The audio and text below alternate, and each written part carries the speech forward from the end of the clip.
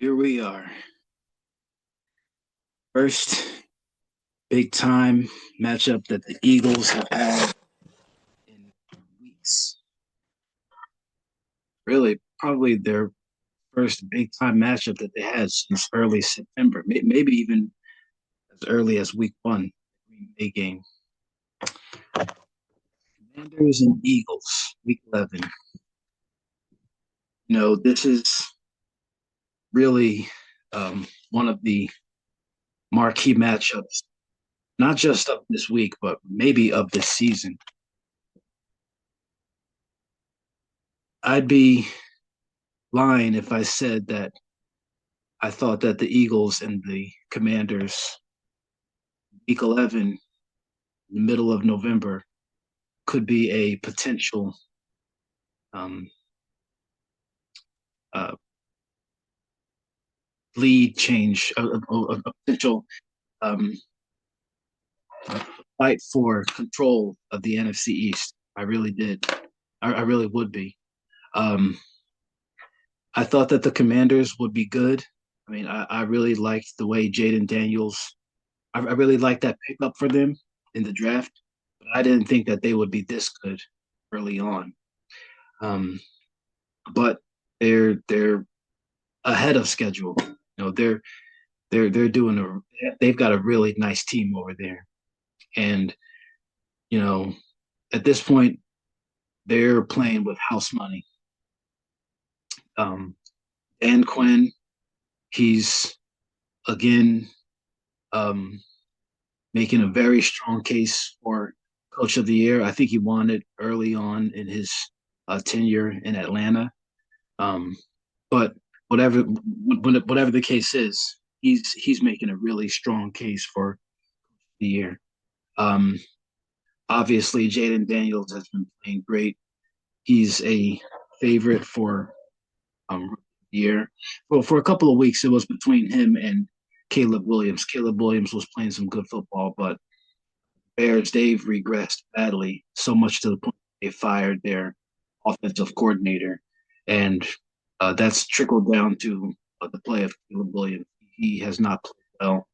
The Bears' offense is it really has been struggling badly since that Hail Mary game, which Italy was against the Commanders, and they've they've really stunk the last couple of weeks. So um, as a result of that, Jaden Daniels has kind of leapfrogged Caleb Williams, and he's got a good lead on offensive here.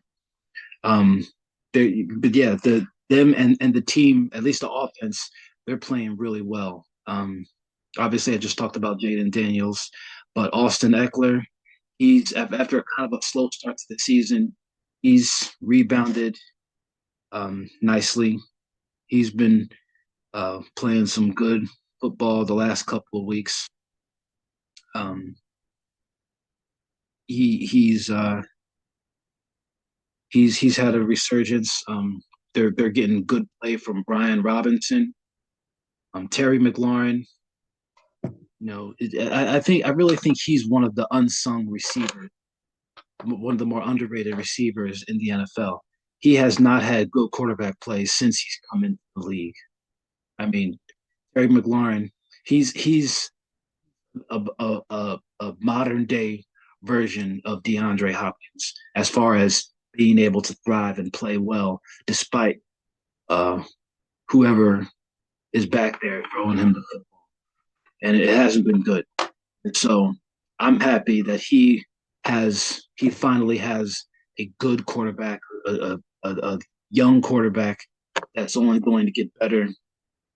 He's really doesn't get enough credit for being a consistent receiver. I think this is his sixth year in the league, and all he's done is produce. All he's done is produce. He's been yeah, with the exception of his rookie year, which he missed by 81 yards. He's had 1,000 yards every season. Never anything less than 77 catches. Well, I mean, his rookie year, he was 58, 9, 19, and 7. But everything else since then, um, he's been consistent.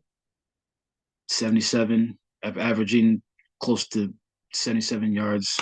Excuse me, 77 catches a season, 1,000 yards. Matt, and now he's finally has a good quarterback. So this Commanders team, they're as good as their 7-2, 7-3 record says. Um, they're playing really good. 7-3. We're 7-2. Um, so this is going to be a really big challenge for the Eagles. The Commanders, there's a lot of things to worry about when it comes to playing against them. Um, they have they can attack you in so many different ways. Um, and by running the ball, they play a certain brand of football. Um, Jaden Daniels obviously he's a playmaker himself, throwing the football, running the football. Uh, they've got good skill players. One guy to really keep an eye on is Zach Ertz. Zach Ertz, he's 34, but still he can still play. And I wouldn't be surprised Zach Ertz if they try to feature him early on in the game. Um, him having played here in Philly for 7 or 8 years or however long it was. Um, Zach Ertz, it's a homecoming for him. Who knows? It could very well be his last time playing in Philadelphia for his career. So I could definitely see them trying to get him the ball more. Um, so yeah, the Eagles now the defense the defense is porous. Saying that, watch them um, give Jalen Hurts and our offense work tonight. But I don't see that happening. It should be a really good game. Eagles, the Eagles are hot right now. Going back to last week, um, news of Dak Prescott not playing. Um, they as in the Cowboys, they just look bad. They just look bad, man. They were awful. The game started out a little bit slow for the Eagles. We had a couple of silly turnovers early on in the game, but once halftime came and went, and we got playing in the second half, um, the Eagles they shaped things up, and they really overpowered a really pathetic Cowboys team. Now, granted, the Cowboys didn't have Dak Prescott. Even if they did have Dak Prescott, I still think that the Eagles would have won by a couple of touchdowns. I mean, Cowboys are just serious dumpster fire right now. Um, as an Eagles fan, it's really funny to see. I take a lot of pleasure in seeing the Cowboys on the football field um, just really crash and burn. Um, Obviously Dak being hurt and having that serious hamstring injury. I'm not a guy who likes to see um, players get hurt. Um, so hopefully Dak has a speedy recovery. But as far as again on the field, um, Cowboys can catch all. They can catch all the wreck. They can catch all the wreck that they've gotten that's coming to them. Is just really funny to see. And defense again. I'm telling you, the Eagles defense, they're they are playing lights out. They didn't have Dak, but are playing lights out football, holding the Cowboys to 6 points. We were four fumble recoveries. We forced a number of turnovers. Um, one big turnover that I think really set the tone for how the game was going to go was the Ezekiel Elliott fumble in the goal line. That, in my opinion, that was the deciding factor of the game because the Cowboys, we had just turned the ball over. The Jalen Hurts botched snap. Um, they recovered it and they were about to score. They were going on their way to the end zone, and Ezekiel Elliott fumbled the ball. Defense came up, made another big time goal line stand, and we recovered it in the end zone. And for me, the game was won right there. It was just a matter of how long it was going to take the Eagles to finally win it. But that set the tone. And again, the defense playing lights out. The offense is getting a lot of credit. I say this every week. The offense gets a lot of credit, rightfully so, because we've been playing great. But the defense, man, we got to start talking about this defense. Jon Mitchell, again, I sound like a broken record saying this. Jon Mitchell, he's locking dudes down, and he is just putting the league on notice that in a year, another year or so, um, he's going to be the best, if one of the best, if not the best cornerbacks in the entire league. My brother, he showed me something clever that somebody came up says that uh, receivers in the NFL they're going to be trying to escape from Quinyanamo Bay. That's pretty clever, but you know what? He's earning that nickname because the best receivers that he's gone up against this year, he's putting the clamps on him, man. C.D. Lamb, um, Amari Cooper, Art Chase, um, who else? Some of the other receivers that he's gone up against. I know he's played against, but I'm talking about like guys that he's specifically lined up on. I know he matched up with Olave and Mike Evans once this year. I know he's lined up against Drake London. These are team's number one receivers, and he's locking them down. Kenyon Mitchell, the more the more we see him play each week, the more it's the more it's cemented in my mind that he should be the defensive rookie here. So that's really going to be one of the interesting uh, chess games. The game within the game. Jaden Daniels, potential offensive rookie of the year, against Quinyon Mitchell, potential defensive rookie of the year. I expect Quinyon Mitchell to see a healthy dose of Terry McLaurin.